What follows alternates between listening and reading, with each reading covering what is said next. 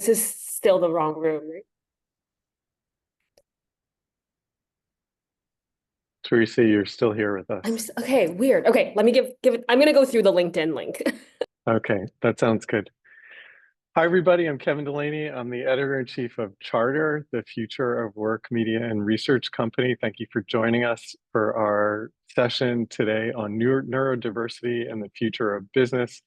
I'm really excited to have this conversation. I'll introduce you in a second to Nathan Friedman and Ahmad Russell from Understood, who are going to be lead experts in the conversation today.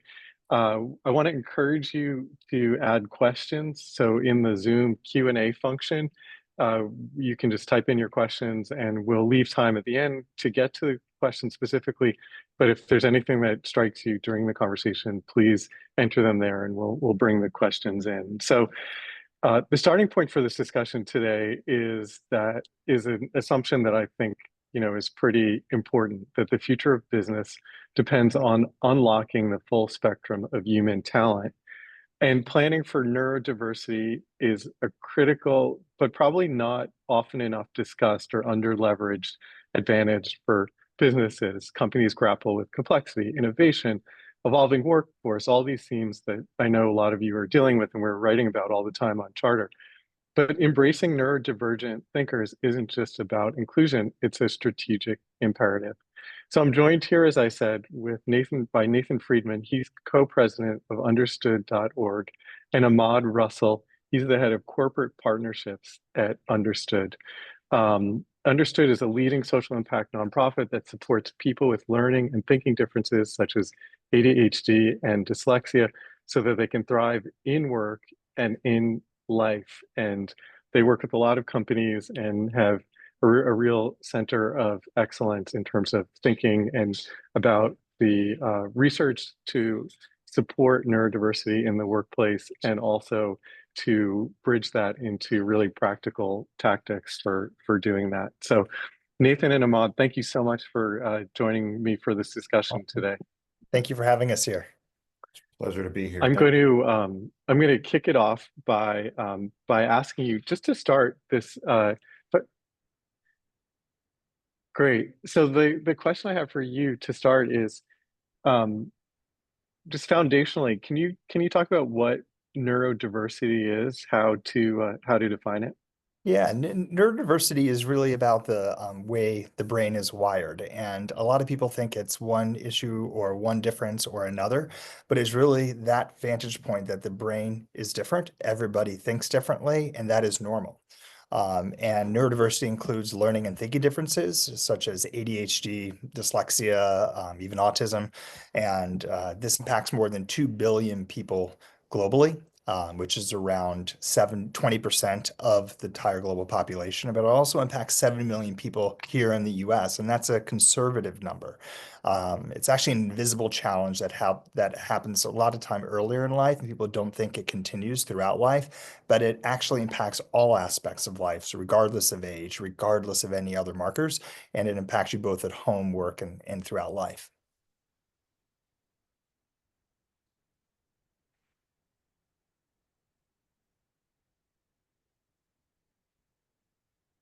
Kevin?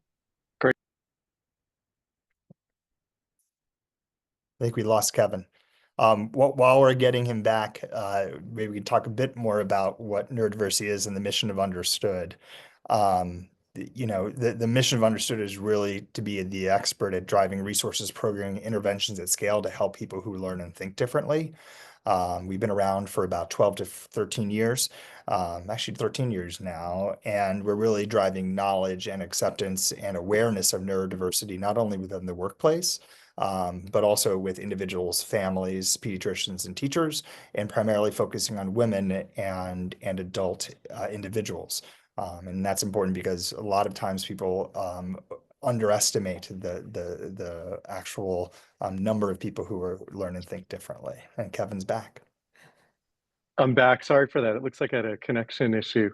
So why don't we just briefly touch on the mission of Understood.org neurodivergent.org if you haven't already I gotten to just that. did that. I just did Oh, that you while you did. were on. Okay. Yeah, I was like, might as Okay. well use this time to, as we would, just move forward. Okay. Super. Great. Sorry Yeah, about the dropping off. all good. Well, so having talked about the what neurodiversity is, let's connect it now to business. Like, what's Yeah. the relevance of neurodiversity to the future of business? Yeah. I think if you take that number, the statistic of 1 in 5 or 20% of people learn and think differently, that is something we've used for years. And that is a number that's based on a lot of research, a lot of data. However, there's an evolution that's happening where more and more people are actually able to be diagnosed. There is more ability for people to have access to ways in which they learn and think differently.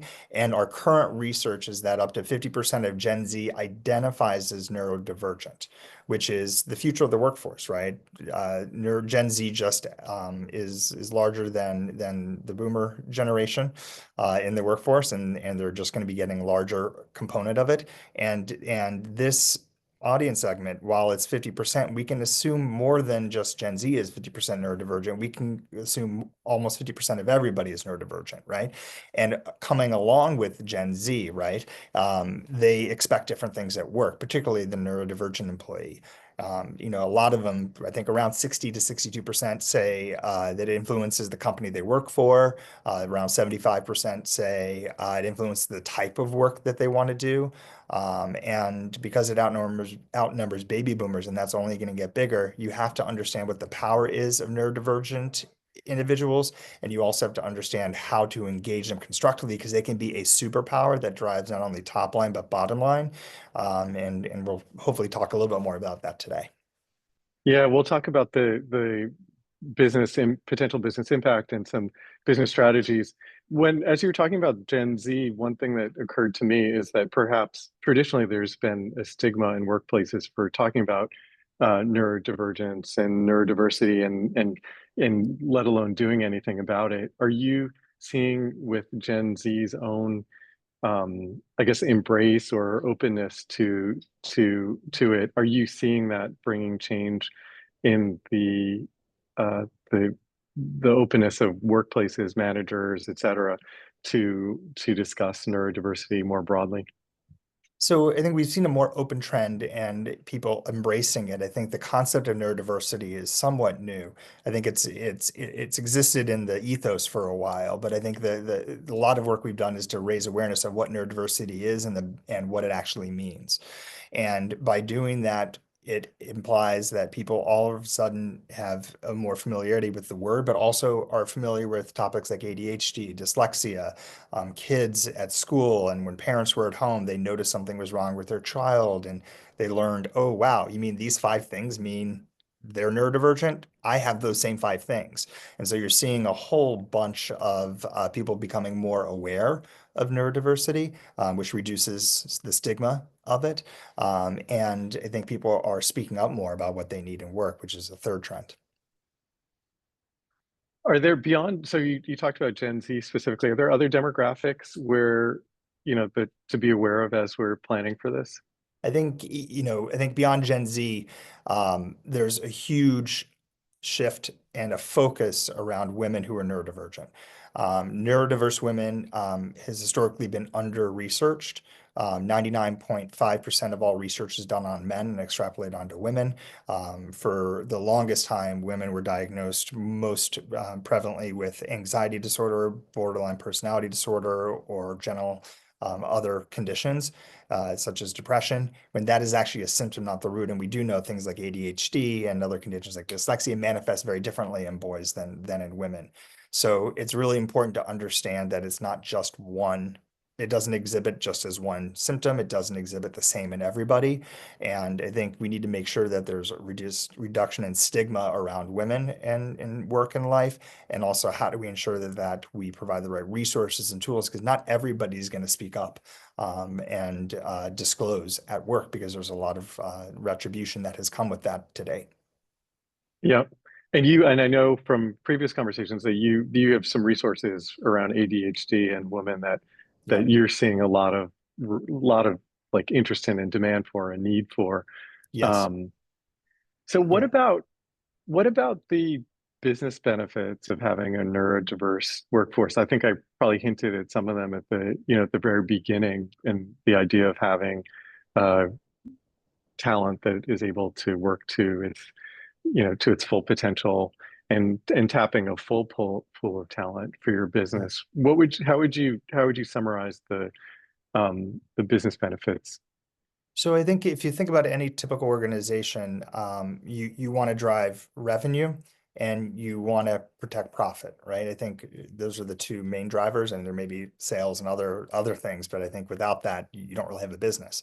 But if you incorporate neurodivergent employees, it's not only good for the teams, it's good for the business, and it's good for the consumers that you're working with, right?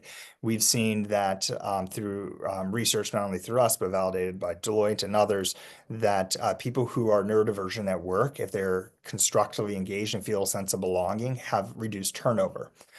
We've seen that it impacts work by neurodivergent employees actually solving problems more quickly and driving innovation in a more creative way vis-a-vis homogeneous teams.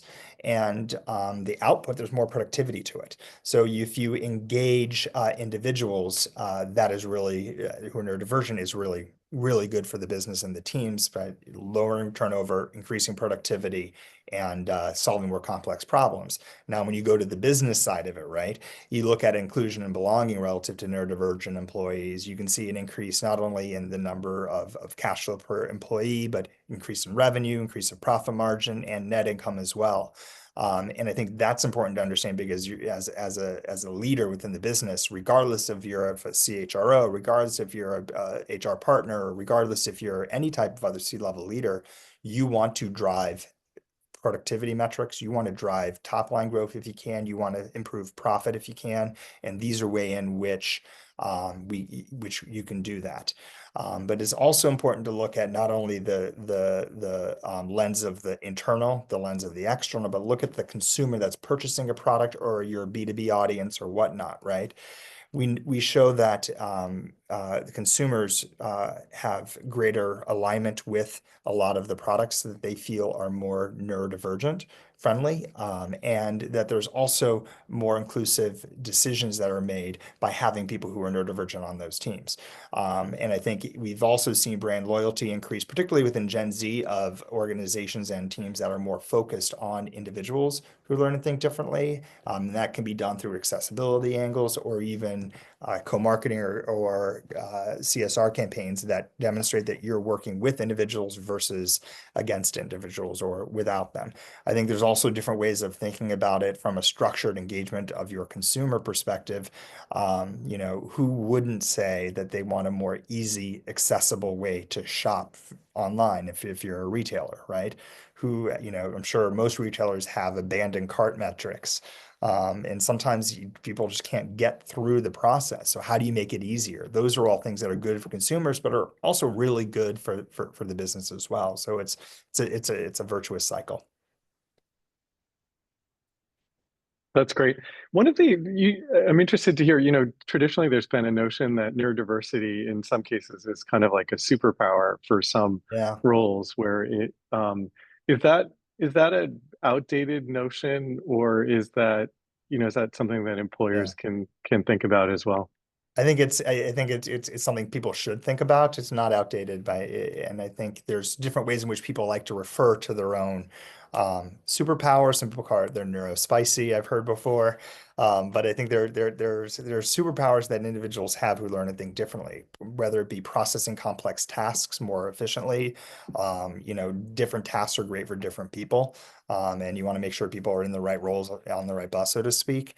And I think not only can people process things differently, the superpower can be in other areas as well, right? Connecting dots, it could be inferring, making insights, etc. There's a lot of roles which are really fit for purpose for neurodivergent team members.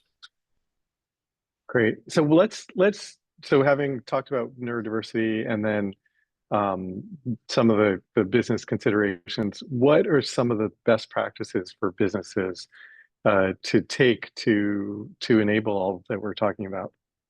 Yeah, I think we're in a weird time right now. Let's acknowledge that. Probably uncharted territory, no pun intended.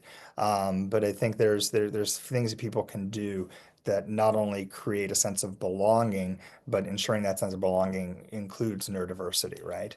And some of that is just what we would call universal design, right? What you would do best in class for any employee, and you would work for everybody. So concept of universal design is that if you design for the margins, it helps everybody. So why wouldn't you distribute content, for example, to people to read before a meeting so they can come prepared? Providing accommodations to people, or even creating a business resource group, which is harnessing the power of neurodivergent thinking to solve business tasks. It's not to work on the side, it's to solve critical business tasks that people who have a strength in can apply that strength to a greater good of a company. And so when you mentioned distributing content ahead of meetings, that's because people might not process in the moment or in a group setting. Exactly. Yeah. Yeah. Yeah. And I think, showing that take meetings, for example, right? If you think about the way you work, making sure the meetings are properly set up, there's agendas, that people can be off Zoom if they need to be, that there's flexibility in terms of content and how it's provided, making sure there's closed captions on, things like that. And that helps everybody, right? Most of Gen Z watches TV with captions. And so, that regardless if they're neurodivergent or not, but that helps everybody. The other things to think about, particularly in the HR sphere, is think about the recruitment process, right? Most neurodivergent employees, when they look at job descriptions, think they have to check every single box, or every single bullet, so to speak, on that job description. And that often is not the case. And I'm sure we've all seen job descriptions that are 4 to 5 pages long. And how do you make those more concise of what really are you looking for? Because oftentimes you're never going to find anybody that fits a 4-page job description. That's like looking for a unicorn that spits rainbows and flies. And so how do you make that accessible? How do you think about your interview process? That understood, we provide the questions we're asking in that interview, behavioral interviews, to the people in advance so they can come prepared to talk about it, because it's not about tricking people on the spot. It's about helping people who are neurodivergent think through what some of the answers might be, and they may have processing issues, and they may not be able to process on the spot like that. And that's something to really consider. The other thing to consider relative to recruitment is asking if people need accommodations, right? And accommodations could be as simple as a quiet room. It can be as simple as a natural light.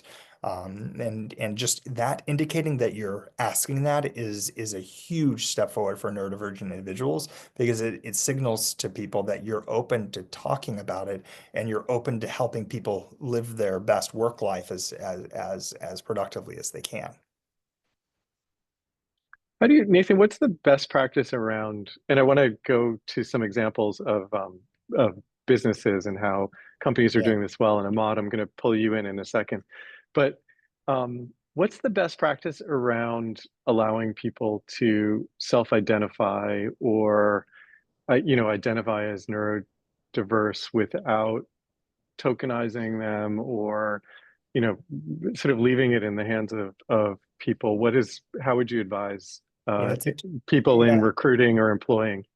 So I think, there's no right answer to that.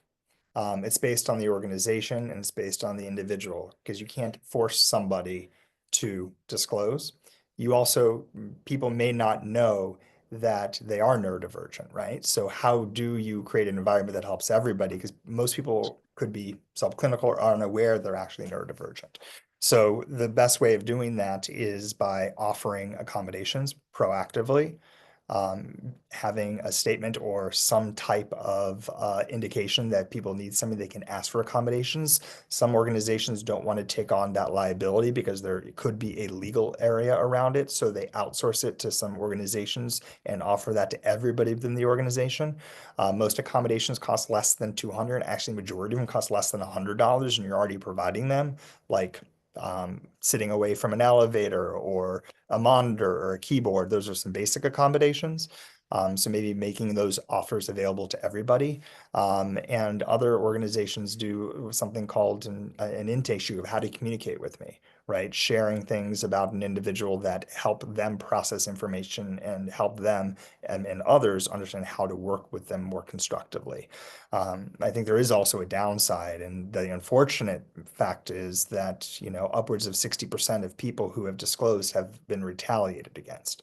And so that experience creates a negative go forward opportunity for them. They're not going to disclose, and you know, if the retaliation is real, and that is an unfortunate thing that we're hoping to eradicate through awareness and the support of other organizations making forward progress.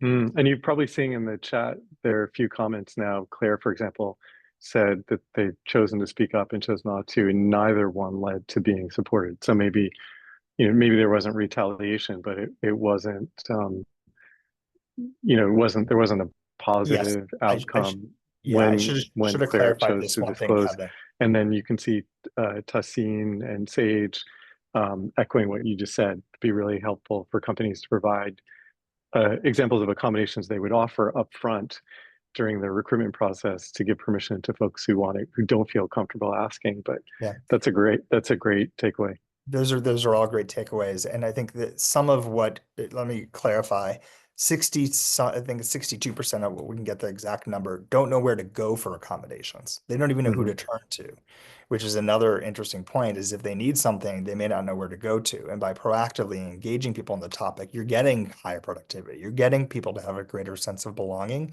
and you're getting people to work on the things that matter most.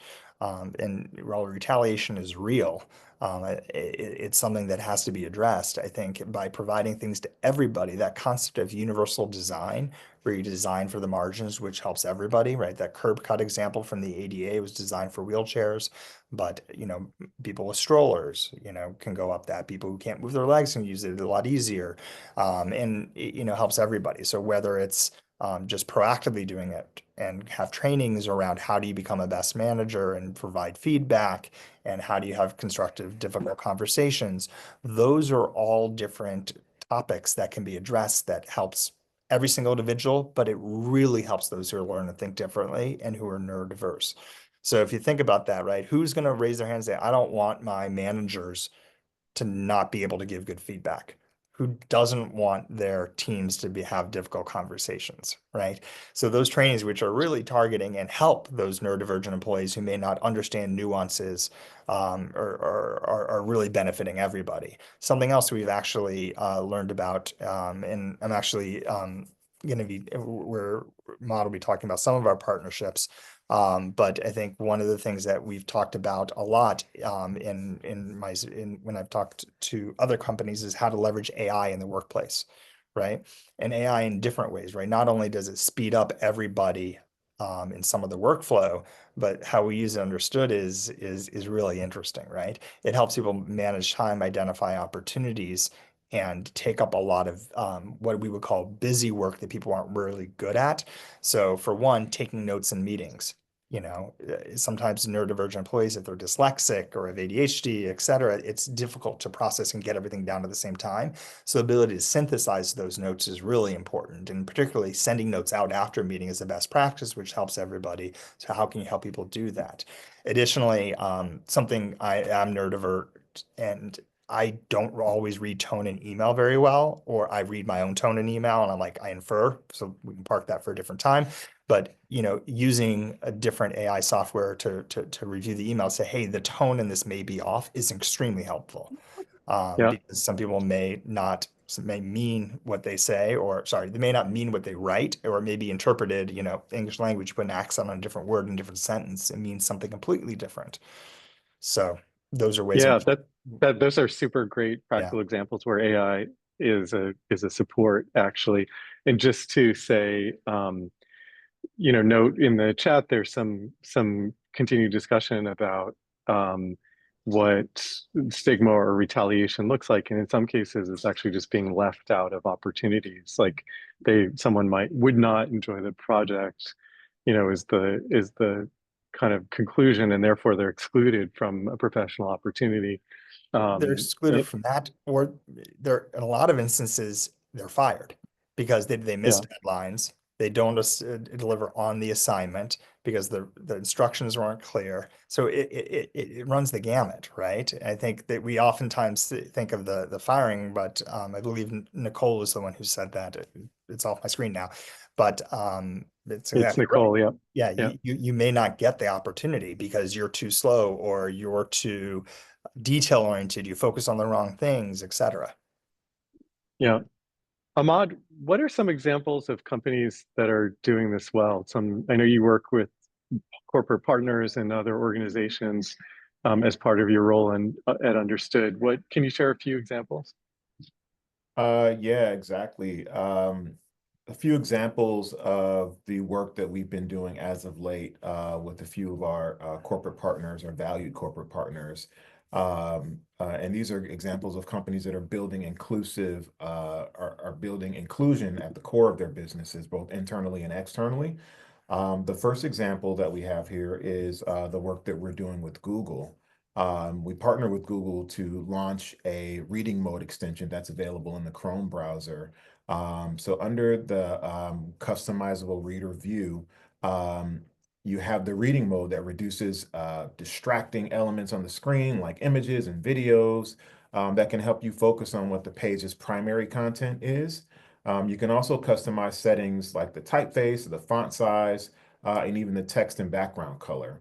And this is really an example of universal design and ways that functioning or functionable features that are created for individuals with learning and thinking differences, but also benefit quote unquote neurotypical people as well, just to be more focused on key web content.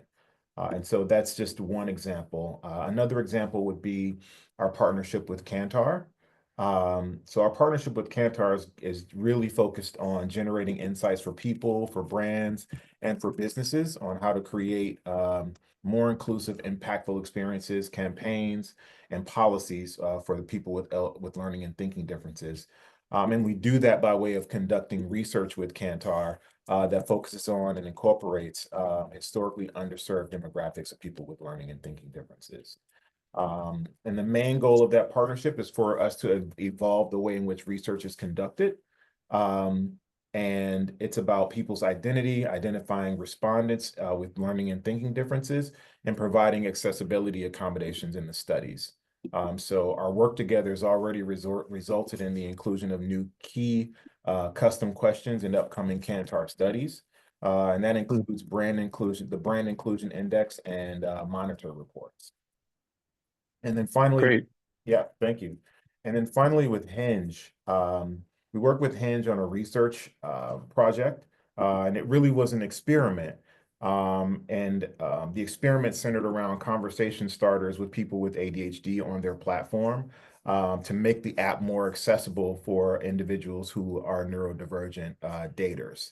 And these learnings that came out of that experiment will be used to help with future functionality and features to make the app and the user experience on the app for neurodivergent daters more accessible and more neurodivergent friendly, inclusive of like better conversation prompts for neurodivergent daters and a number of other feature sets that are forthcoming.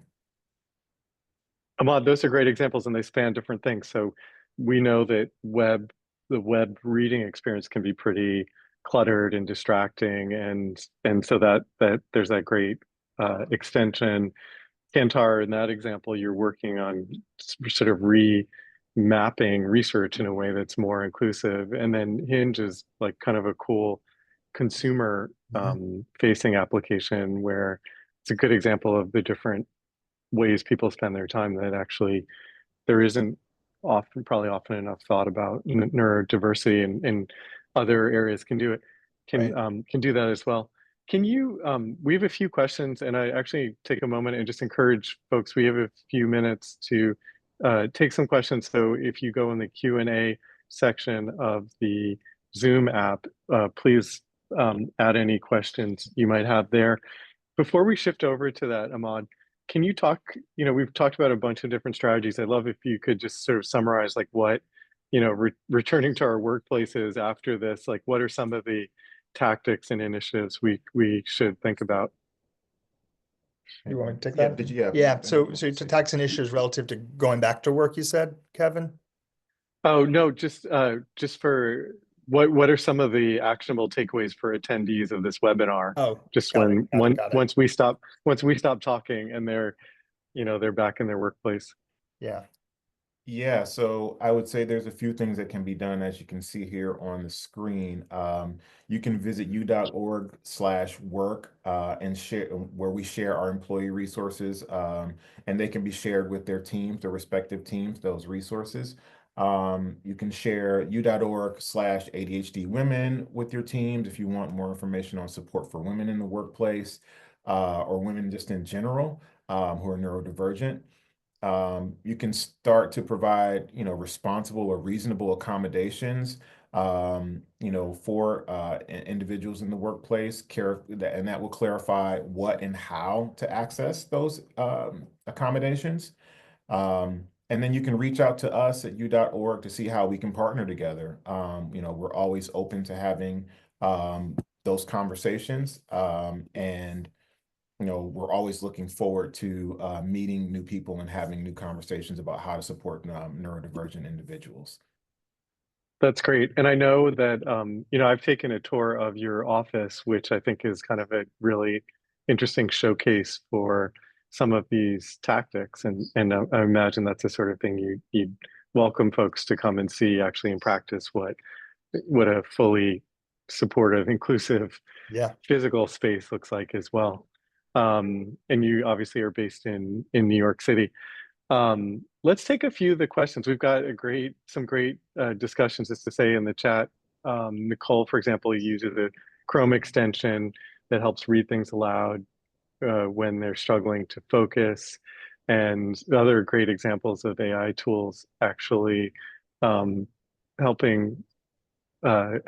folks get their work done. It's really cool to see those examples. So let's go to some of the questions. One of them is I would love to know any recommendations you have for when employees' neurodivergences and accommodations conflict. For example, a leader has ADHD and prefers to communicate via instant video message to avoid email. However, a team member with OCD communicates well via email due to the structure it allows versus improv video messages. Um, how can both team members be accommodated is the question. Yeah, I missed, I couldn't hear the first part of it, but I think what I heard is how do you have, what's a way to have people have different communication styles working together most effectively? When it seems like the accommodations that would be best for both of them might conflict, like. Right. I think in those instances, what we've done is, well, you can't solve for everything, but we've done is you go to the most marginalized and work backwards. So what would help everybody in that instance, right? And it's a combination of things. So if somebody is communicating via video, having captions on and a recap come out after that from AI, so the other person can get that and read it and digest it. Sometimes it's actually having conversations with people to blend their work styles. And to have a more open dialogue around what works best for everybody. And other times it's actually doing some pre-work in advance of the meeting, if possible, to ensure everybody has the right information and is set up for success. Now, not all leaders are going to be like that, and that's the way the world works.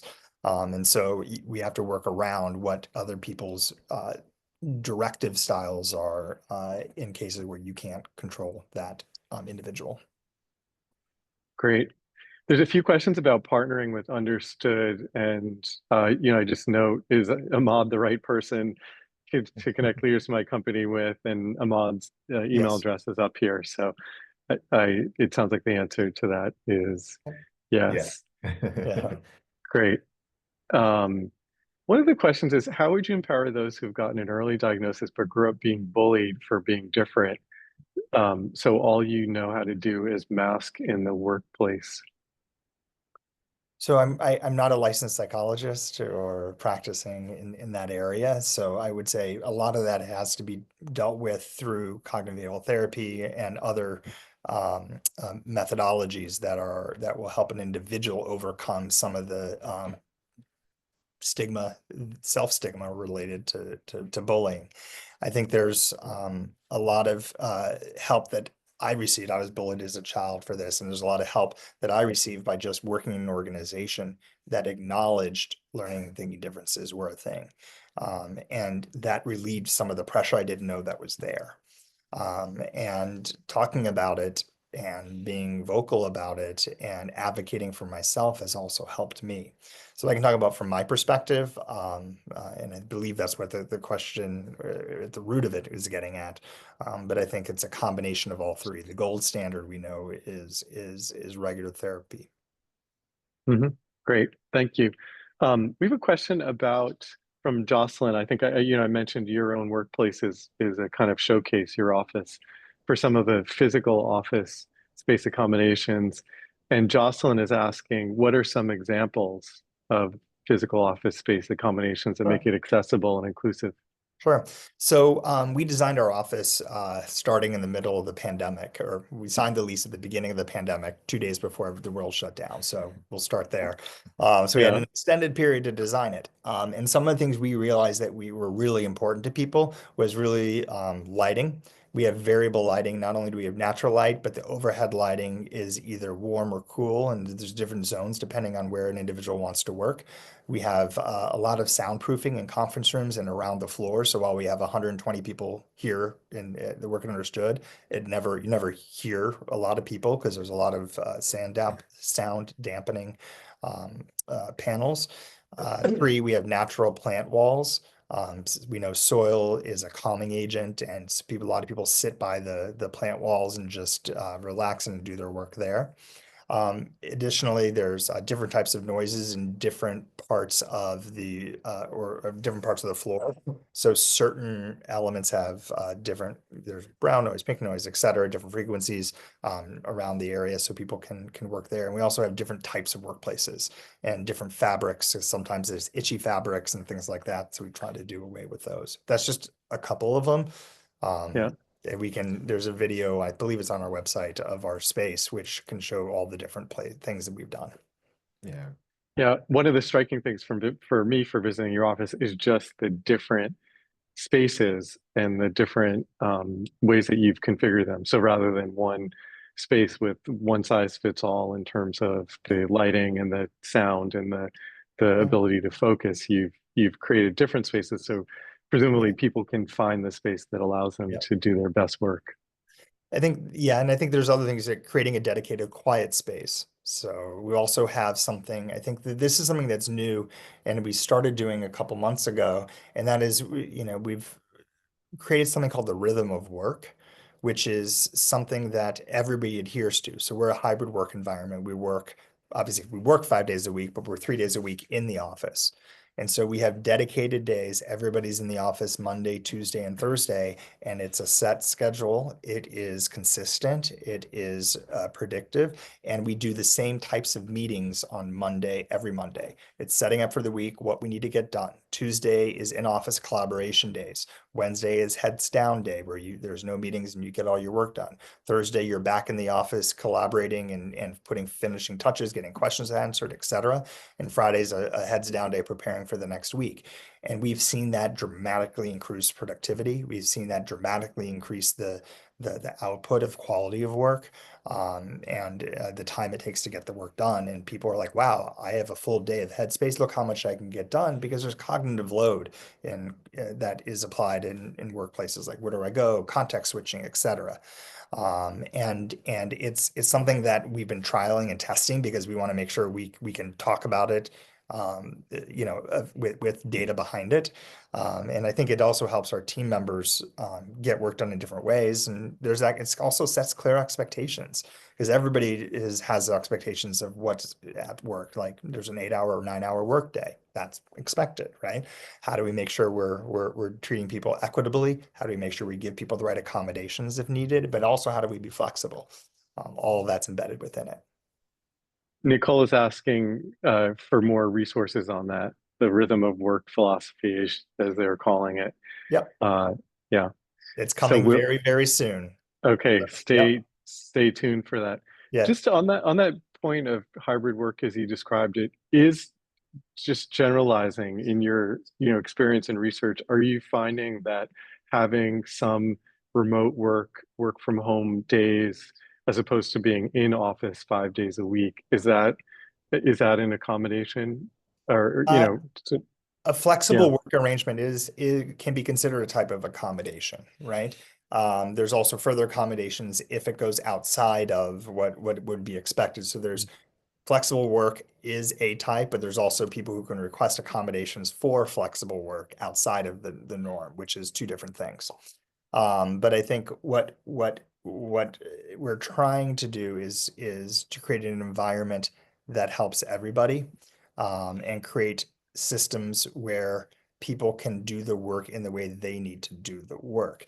Because at Understood, we have a ton of job types, more than, we probably have 17, 18 job types, everything from engineers to former teachers to doctors to product managers to advertising, marketing. And so everybody needs their own different type of work schedule, because some people need to collaborate and we think that's critical, but also some people need that quiet heads down space to write code, to think about strategy or whatever their job may be. Great. We have just a few minutes, and we have two questions I'm hoping we can get to. One of them is one of the speakers mentioned 5 signs of neurodivergence. Where can we go to get some solid and accessible information about understanding typical neurodivergence? Typical. So what is neurodiversity? What are the typical conditions? Yeah. That's it's actually on u.org. There's a site that lists, and it's right off our homepage. You can says what is neurodiversity, and it lists all those things, and I believe you can download from there as well. If not, if there's an AI chatbot in the upper right corner of our website, so you can type it and it'll direct you directly to that page that you can get the downloadable. Great. And then the last question, since neurodivergence is not a diagnosis, if an employee says they are neurodivergent because they have ADHD, for example, does the employee need a medical note to better accommodate the employee? Does the employer need a medical note from the employee to better accommodate them? I think it depends on what they're asking for. Granted, in different organizations have different philosophies on it. If it's something that you already offer, if they say, hey, I have ADHD, I need a monitor, and you already provide monitors, you don't necessarily need a medical note for a monitor. But if they're asking for something that's outside of what you typically offer, our recommendation would be to get a medical note if it's something outside of the policy, or if it's outside of something else that you would normally do. And I think that's would be considered best practice. And it's also best practice to review those accommodation requests on a regular basis. Great. So we're just about out of time. I think we're going to wrap it up from there. Nathan and Ahmad, this has been great in terms of demonstrating and discussing the business opportunities around being a really inclusive workplace around neurodiversity. Are there any kind of last tips that that you want to share with folks about how to do this? Yeah, I think I would share 3 things, right? 1, you can start today by doing little things that matter most, right? Setting meeting agendas, sending pre-reads, having captions, and using accessibility and putting accessibility at the center. 2, it's about having open and honest dialogue internally about it, and creating an environment that's supportive. And number 3, visit our website, u.org/work, or just u.org, to get resources and share the resources. They're free. So we hope that people take advantage of them, and so we can continue to drive awareness and reduce stigma. That's great. And I think one of the things you mentioned that stands out for me too is just offering accommodations in the hiring process, just universally, so that it's not even a question for someone, or they feel like there's a stigma alongside offering that. So, yeah. So with that, we're going to wrap it up. Thank you so much. We'll make this video available afterwards. There are lots of resources that Nathan and Ahmad from Understood have discussed, which you can also access through their website, and we're happy to follow up with everyone as well. So, thank you both for Thank you for having us. for sharing these insights and resources, and we encourage folks, and thank you everyone for attending, and encourage folks to follow up to access some of the resources and the research that you're able to provide. So thank you. Have a good day, Thank you so everybody. much. Have a great day, everybody. you. Bye-bye.